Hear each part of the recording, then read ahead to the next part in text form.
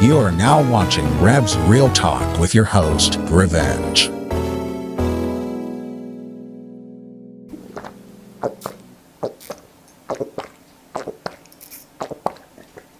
Ah, delicious. Hello, my name's Revenge, and do you like the new look? I thought the channel was overdue for a visual overhaul, so here we are. I mean, look at it! We actually found budget for actual moving fire! Also, I can do this.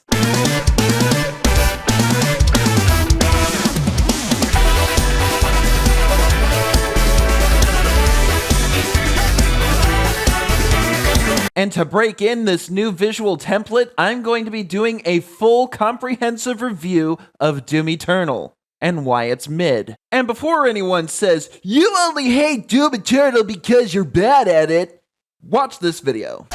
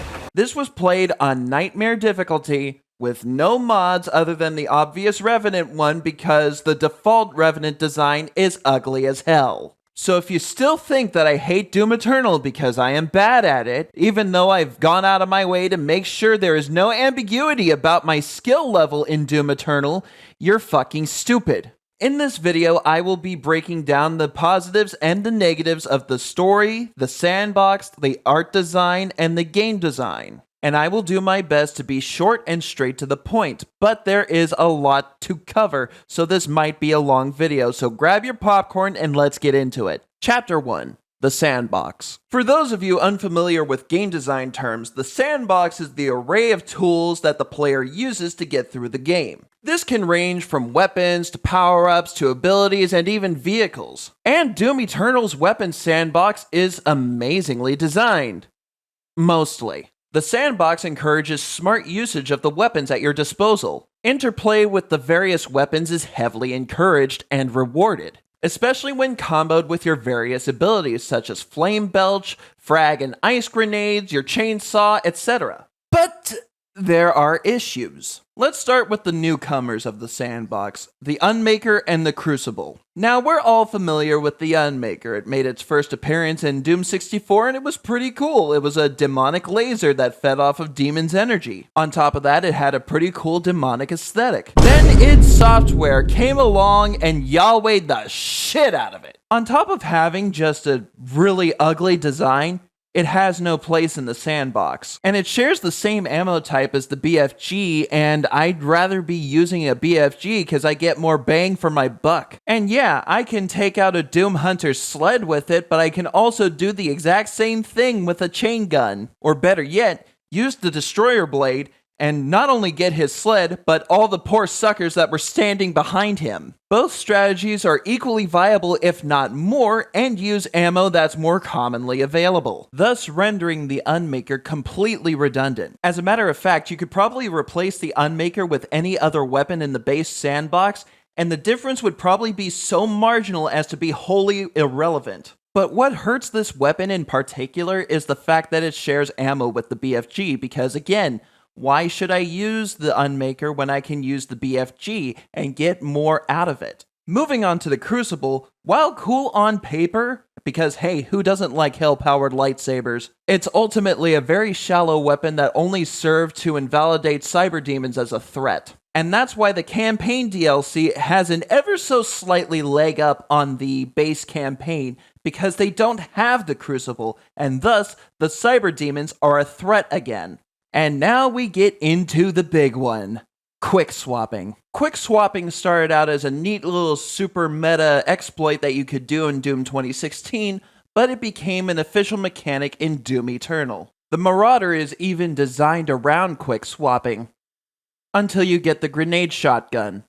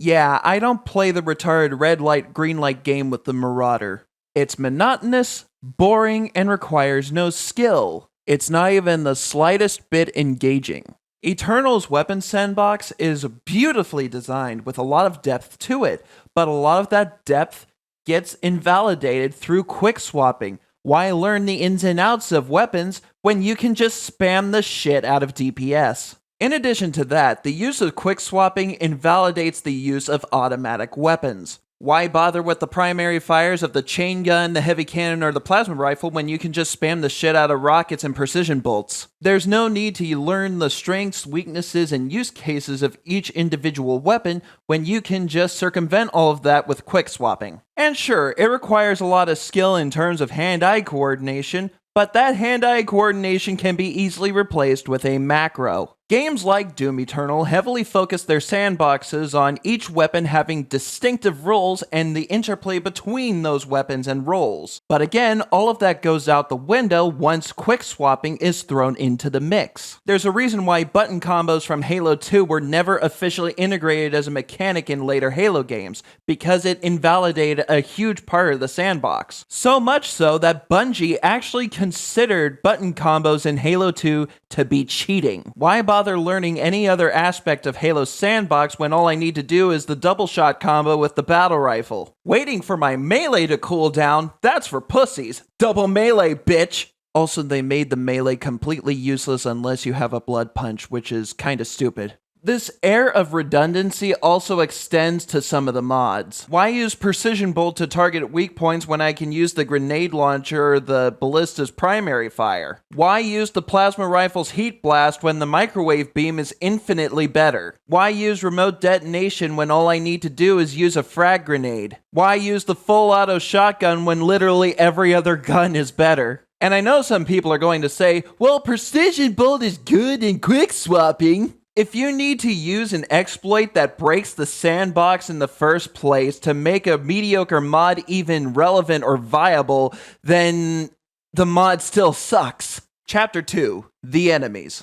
What good is a sandbox of big fucking guns if there's no demons to use them on? Well, I got good news for you. Doom Eternal has brought back the usual rogues gallery of demons to bring bodily harm to. And they've even brought in some new original demons, one of which they stole from Doom 2016's multiplayer. There's only one catch. They only have two behaviors. They either aimlessly pepper you with projectiles or they try to bum rush you blindly. They don't try to outsmart you like they did in Doom 2016, it's just 100% aggro. And sure, while that makes sense within the context of the story, it's also kind of boring. There's better ways to convey that the demons are afraid of you without sacrificing the intelligence and depth of the AI itself. In Doom 2016, imps zipped around and tried to avoid your crosshairs while peppering you with fireballs. They would engage at close to medium range with their attacks, only using melee as a last resort for defense. They would actually try to avoid up-close encounters unless it was favorable. If more than one imp managed to corner you, you were dead. Zombie soldiers would hold key positions and try to whittle your health from a distance. The Mancubus is focused on ambushing you. Despite their size, they're surprisingly mobile, capable of jumping and climbing, looking for the best route to catch you off guard and hit you with its flamethrowers, on top of blocking off your escape route with its sheer size. Meanwhile, the Cyber Mancubus, while somewhat similar, is more focused on making your environment much more hazardous with its toxic goo. The only demons that didn't suffer any major changes were the Hell Knights and Barons because their behavior is basically the same. And this makes sense because the Hell Knights and Barons were meant to be pressure units that stay on your ass to keep you on the move. Except now in Doom Eternal, everyone does that.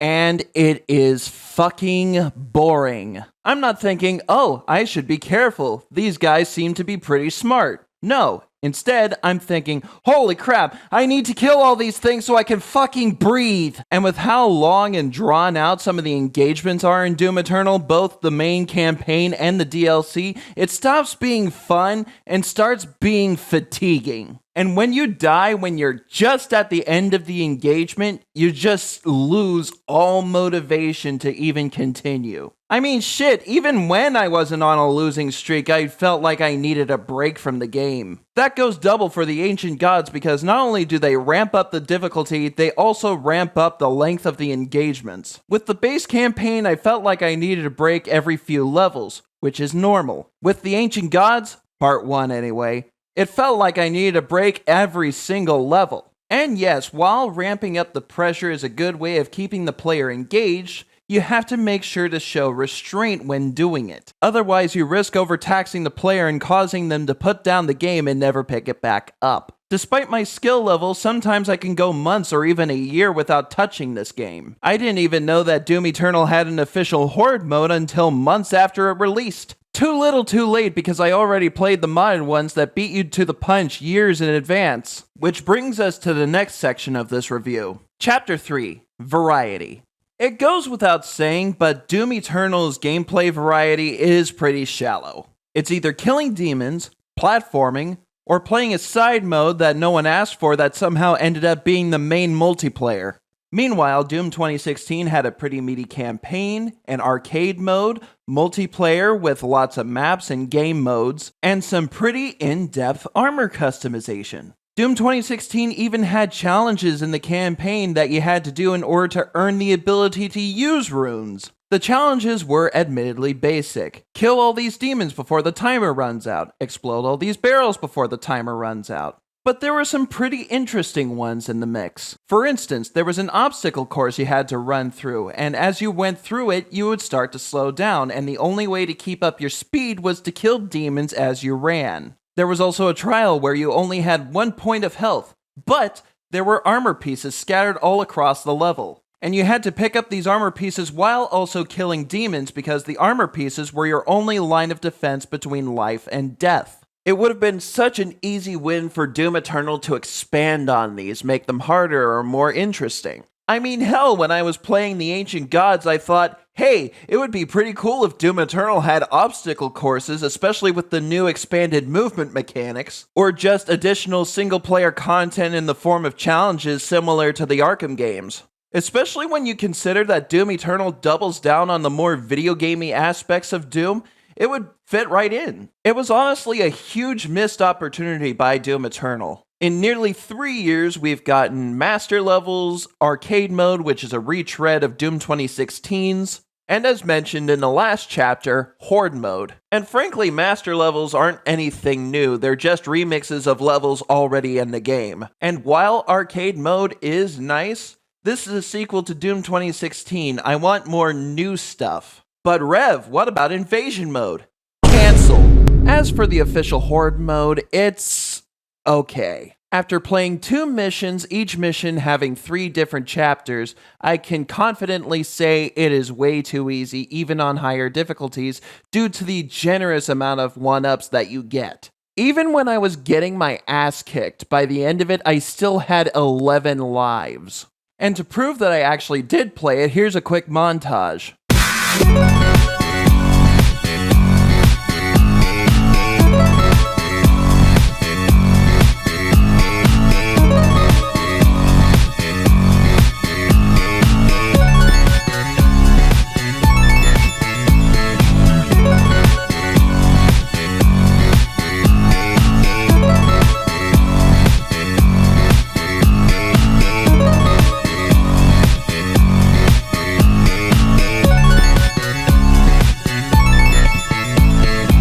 I would have played the 3rd and final mission, except the game froze on me.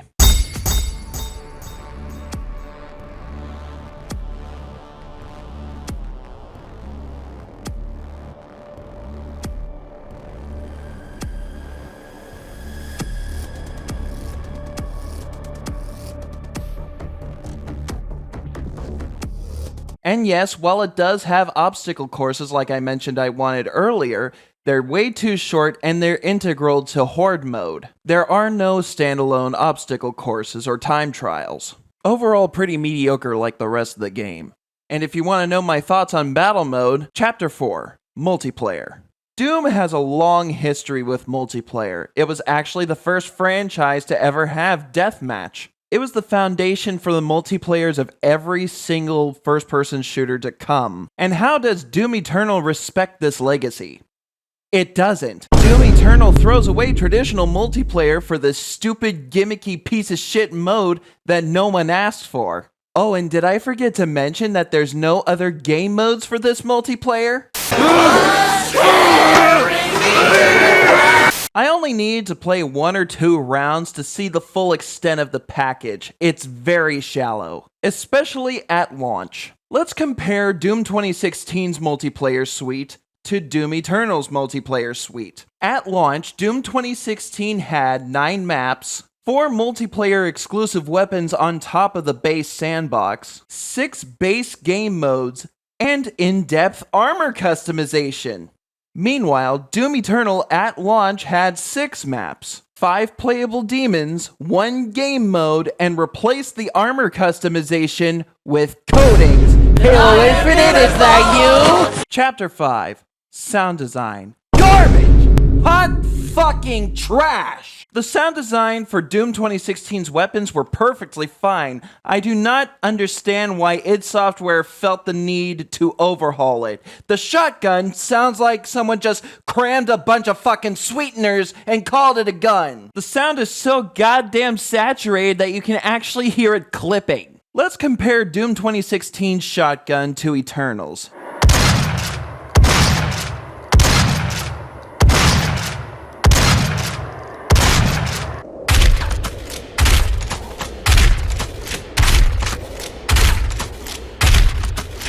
I rest my case. Next chapter. Chapter 6. Story. Doom 2016's story, while heavily encouraged to be ignored by the game itself, is actually interesting should you choose to pay attention. At the same time, though, the codexes weren't required to understand what was going on. But should you choose to read them anyway, you were rewarded with a richer narrative. How does Doom Eternal handle this? How about I show you?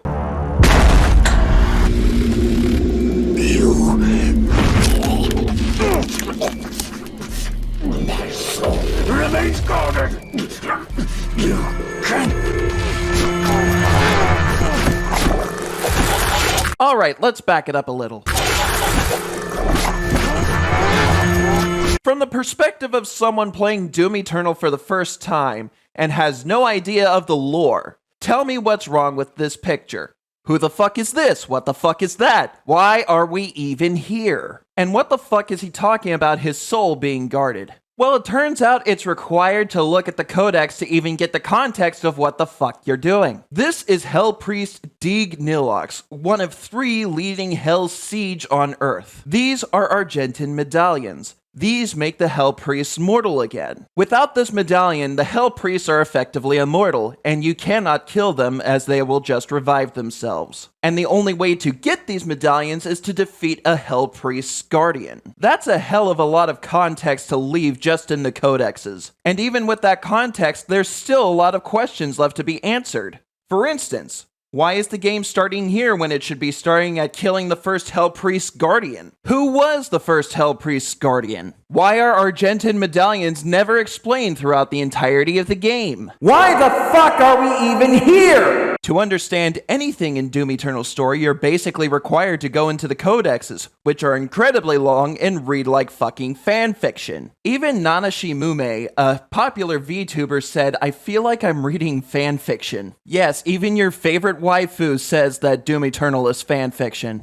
As for the Doomslayer being the original 1993 Doom guy, that's kinda lame. Doom guy already had a character arc that was completed in Doom 64. Doom 2016 was very minimalist with its storytelling. It told and showed you what it needed to and nothing more. And if you wanted further context to richen the narrative, you could go into the Index, much like how Halo handled its storytelling before 343 took over. But with Halo, instead of codexes, you had novels like Fall of Reach, Operation First Strike, etc. You could understand the Doomslayer's struggles and frustrations, even from a first-person perspective, without him uttering a single word. The story was simple and to the point and implied a lot of cool things to come with the additional lore. Not everything was explained or spoon-fed to you like you were 5 years old. The huge draw of Doom 2016's lore, much like Halo's lore before 343 took over, was the mystery. You didn't know everything. And while some things were heavily implied, a lot of it was left to your imagination. And it's all thanks to talented science fiction and fantasy writers Graham Joyce and Adam Gascoigne. Graham Joyce laid down the foundation until he died on September 9th of 2014. And that foundation was subsequently built upon by Adam Gascoigne. And what does Doom Eternal do with Graham Joyce's work for the sequel? They fucking shit all over it. Doom Eternal comes in and ruins everything with generic cutscenes, story, and lore that feels like it was ripped out of Darksiders, Warhammer 40k, and Quake. Oh, not to mention He-Man, because God knows this fat cunt loves He-Man. Doom 2016's lore heavily implied that the Doomslayer is the betrayer, the Night Sentinel who betrayed Argent D'Nur in order to bring his dead son back to life. And when Argent D'Nur fell at the hands of the Icon of Sin who was created from the reincarnated soul of his dead son, his punishment was to become the Doomslayer. An incorruptible warrior doomed to fight hell for all of eternity, finding no peace. All that he had left in life, if you can even call it a life at this point, was to seek vengeance against the Dark Lords who had wronged him. The very same ones who had lied to him, doomed his people, and turned his beloved son into an eldritch abomination. It's the perfect setup for an action-packed, albeit tragic story. But instead, in Doom Eternal, we get a needlessly continued story of a whiny little bitch who's still crying about a dead rabbit. Holy shit, dude, it's just a fucking rabbit. Just go to the pet store and get another one. Touch some grass while you're at it. And don't even get me started on how they butchered Samuel Hayden's character. In Doom 2016, Samuel Hayden was a ruthless, ends justify the means character. The very epitome of the road to hell is paved with good intentions. While what he did could be considered ruthless or even heartless, in the end, it was done for the sake of humanity. Earth was going through an extreme energy crisis, and sometimes extreme times call for extreme measures. In Doom Eternal, Samuel Hayden is whatever the story wants him to be. First, he's Samuel Hayden, but his voice is worse. Then he's an annoying expository bot. Then in the Ancient Gods, it's quickly revealed that Samuel Hayden is also the Seraphim, the guy who gave the Doomslayer his powers. If that sounds absolutely fucking retarded, it's because it is. So you mean to tell me that the Seraphim, who gave Doomslayer his powers to combat hell, has been covertly hiding amongst the human race, pretending to be a genius multi-millionaire corporate business mogul named Samuel Hayden. And as Samuel Hayden, funded and started a mining operation in hell despite knowing how dangerous hell is. Why else would he give the Doomslayer his powers? And even worse still, why would the Seraphim give the Doomslayer his powers, then start a mining operation in hell, even though it would cause a conflict of interest because he knows that the Doomslayer would try to stop it? What the fuck even is Samuel Hayden's character at this point? But oh wait, it gets even worse, big boy. You know the Dark Lord, Lucifer, Satan? Well, actually, his name is Devoth, and he's basically Hell's version of you. Oh, and he's also God. They fucking Shadow the Hedgehog the Doomslayer. You see, Doom Eternal seems to have taken a page out of the Satanist Bible, where they theorize that the real God was actually defeated by Satan and casted out of heaven. And now Lucifer is actually calling the shots while God squanders in hell. Well, you see, Devoth is the main antagonist of the series, and despite the fact that he's called the Dark Lord, he's actually God who's in a fried chicken! On top of these general writing incompetence problems, the story has problems on a more technical level in terms of pacing and just general presence. The game starts out super narrative heavy, then once you reach the second act, the story just stops existing. Despite his importance to Doom 2016 and Eternal's narrative, the Betrayer is hardly given any screen time. In the main campaign, he's only shown once, and after he gives you the two MacGuffins, he's never brought up again. The only other appearance that he makes is the Ancient Gods Part 2, and again, it's only for one scene. This treatment of such a narratively important character feels very intentional. My theory is that Hugo Martin didn't like the idea of the Betrayer being the Doomslayer, so he thought, hey, let's just, retcon that and just make the Doomslayer Doom Guy. Also, let's make Doom Eternal the most retarded He-Man Quake fan fiction ever. Also, are we going to ignore the fact that Doom Eternal retconned the extinction of the Argenta? Or how about when the Ancient Gods DLCs came out and Hugo Martin had to pull a J.K. Rowling, going on interviews with various YouTubers to retroactively explain lore that wasn't in the codexes? You are a fucking hack, my good sir. Chapter 7. Technical stuff. In a lot of ways, Doom Eternal is a technical masterpiece. My old PC rig, which consisted of an NVIDIA GTX GeForce 970 and an Intel Core i7 processor, couldn't even run Doom 2016. Well, anyway, but you could bet your candy sweet ass it could run Doom Eternal well at 60 frames per second. That is impressive. There are some issues though. Keep in mind I will be covering all the major issues throughout Doom Eternal's entire lifespan, not just the current build. For instance, when the game launched, it really did not like screen recorders. The game would absolutely lose its shit if I ever turned on screen share for my friends to watch me play. There's also the issue of enemy AI being tied directly to frame rate. Lower frame rates would actually detriment enemy AI and make them slow and dumb. Meanwhile, higher frame rates would make them absolutely broken. The AI would be super fast and aggressive, their melee attacks would have ridiculous range, and they were just plain broken. This would actually affect the meat hook too. The higher the frame rate, the better your meat hook jumps were.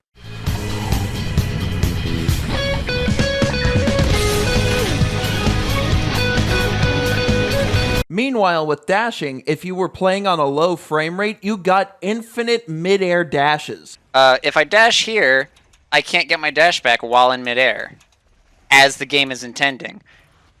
If I turn it to 15 FPS... So good. That's so dumb, man. I honestly don't understand why a game made in the modern day is using such an outmoded practice as tying things to frame rate. I shouldn't need something like fucking DG Voodoo to make Doom Eternal playable. Then there was the glitch where monsters could eat blood punches without being affected at all. Or the other blood punch glitch where your blood punch would refuse to go off. Or yet another blood punch glitch where you would try to glory kill someone but instead you would blood punch them. That third one in particular for me led to a lot of bullshit deaths. And let's not forget the infamous mouse wheel jumping glitch that absolutely broke speedrunning for the game. It's software, baby, boobala. I love you, baby, but why you programming in spaghetti? Oh, and before I forget, Doom Eternal, despite being a heavily single-player focused game, is online only. I found this out when my area was in the middle of an internet outage and I wanted to play Doom Eternal's Horde mode.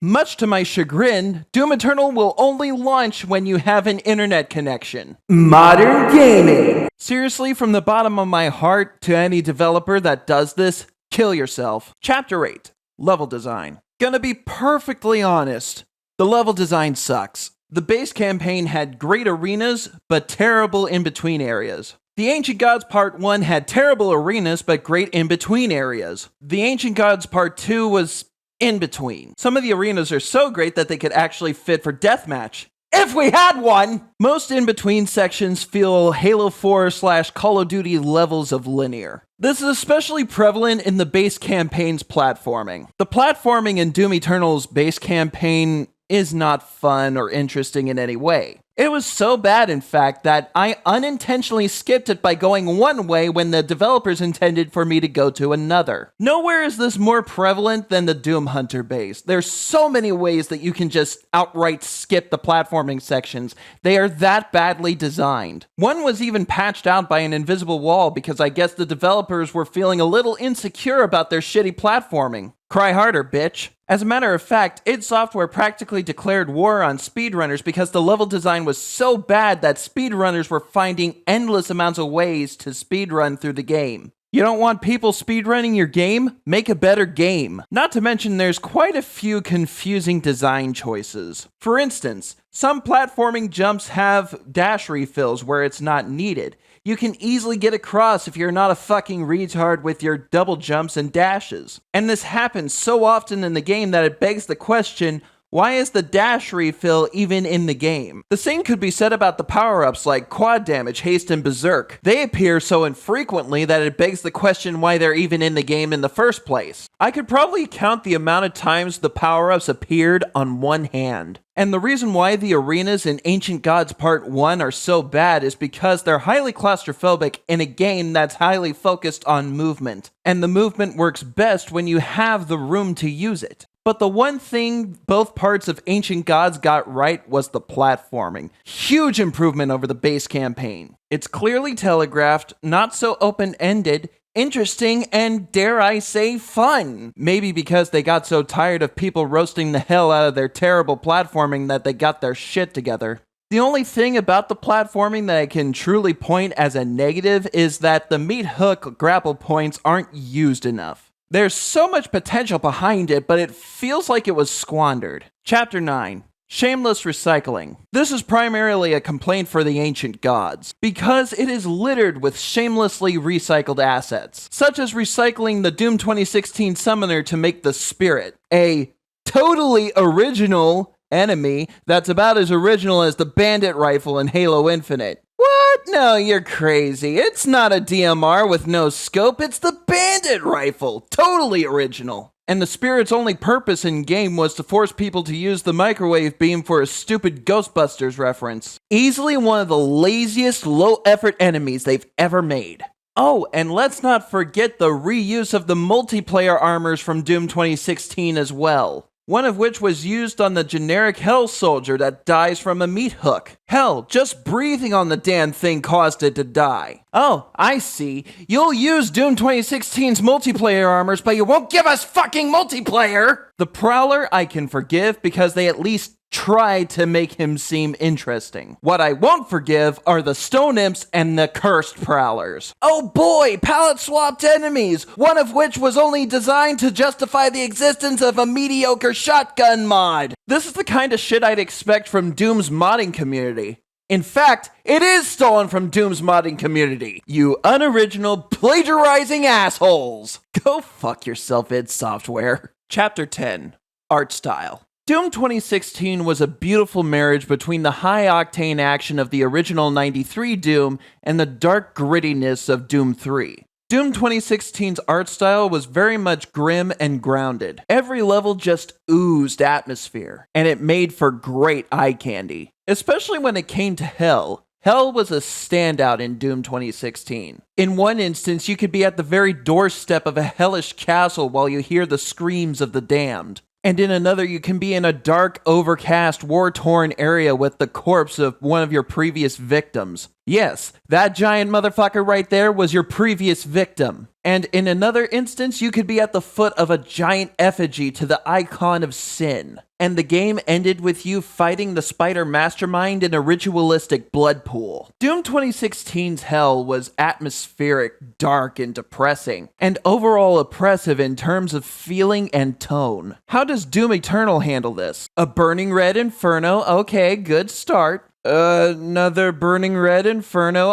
okay. Oh no. Yeah, Doom Eternal's Hell levels are very much samey and boring. There's like 12 circles of hell, each with their own unique theme. You couldn't have done something with that? This hell just seems very generic and uninteresting. And for a game that brags about being maximal on everything, it just feels underwhelming. Unless the intended goal was maximal genericism. And with Doom Eternal's art style, not only do the environments suffer, so do the monsters. Doom Eternal opted for a more cartoony style for the demons, which isn't something you want to do for a sequel to a game which had a much more grounded art style.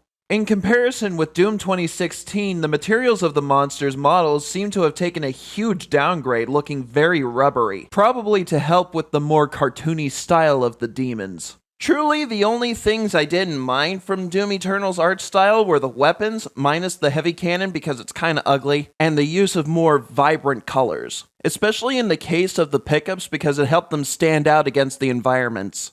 Moving on to the Doomslayer, I'm not a big fan of Praetor Mark II, and that's primarily because of the colors. I think if they used the color scheme of Praetor Mark I, it wouldn't bother me so much, but the color scheme of Praetor Mark II just looks ugly and muddy. As a matter of fact, Praetor Mark II seems very toyetic in design, from the use of its colors to the fact that it looks very plastic. Chapter 11.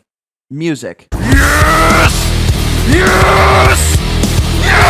Music's good, moving on. Chapter 12. Fan base. While a game's fan base should never affect a person's choice to pick up a game, it unfortunately does. And Doom Eternal is no different, with its fan base being plagued with toxicity and elitism. Some even going as far as to say that you're not qualified to review Doom Eternal if you don't play above ultra-violence or if you don't play a certain way. That's why I've been showing my gameplay in this review, so the elitist cunts would shut the fuck up. I got good. The game still sucks. Kill yourself. And then there's one of Doom Eternal's most popular content creators, Under the Mayo. This guy simps for Doom Eternal so hard that if he could bend over his copy of the game and fuck it, he would. His identity is so wrapped around Doom Eternal that when he tries to review other games, he takes 50,000 L's. And most recently, he's been getting the absolute shit roasted out of him for his god-awful review of Ultra Kill. Well, here we are with the new version of Ultra Kill that rewards the player with better health regeneration through the style meter by speeding up the reduction of hard damage. Hey, that's a great idea. I feel like I've heard it somewhere before.